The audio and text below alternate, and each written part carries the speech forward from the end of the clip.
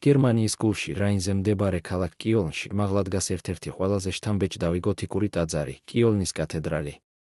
მისი მშენებლობა დაიწყო 1248 წელს.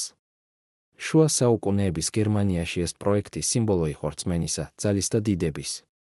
თუმცა მშენებლობა მრავალი საუკუნის განმავლობაში შეჩერდა და საბოლოოდ დასრულდა მხოლოდ 1880 წელს, ანუ თითქმის 600 წლის შემდეგ. ტაძარი 157 მეტრი სიმაღლისაა და წლების განმავლობაში ის იყო მსოფლიოს უმაღლესი შენობა. დღემდე ითვლება გერმანიის ერთ-ერთ ყველაზე მაღალ გოთიკურ სტრუქტურად. არქიტექტურა დამახასიათებელია გოთიკური სტილისთვის, ვიწრო, წვეტიანი თაღები, მაღალი კოშკები, წვრილად მოჩუქურთმებული ფიგურები და უზარმაზარი ფერადი ვიტრაჟები, რომლებიც შიგნიდან საოცარ სინათლეს ქმნის. კათედრალის მთავარი ფასადი, ორსართულიანი, ორტალანჯოიანი შესასვლელით, ერთ-ერთი ყველაზე რთულად შესრულებული გოთიკური ფასადია მთელ ევროპაში. შიგნით ინახება განსაკუთრებული რელიკვია, მოგვების სარეკვიემო ოქროს სარკოფაგი, რომელიც შუა საუკუნეების მრევლისთვის წმინდა მნიშვნელობას ატარებდა. მაგრამ კიოლნის კათედრალს ერთი მუქი ლეგენდაც ახლავს.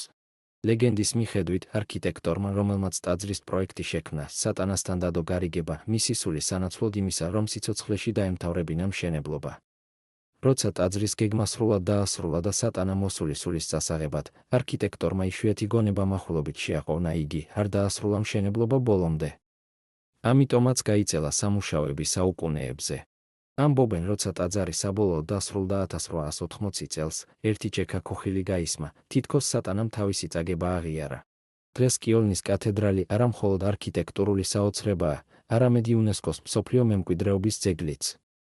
მას ყოველწლიურად მილიონობით ადამიანი სტუმრობს.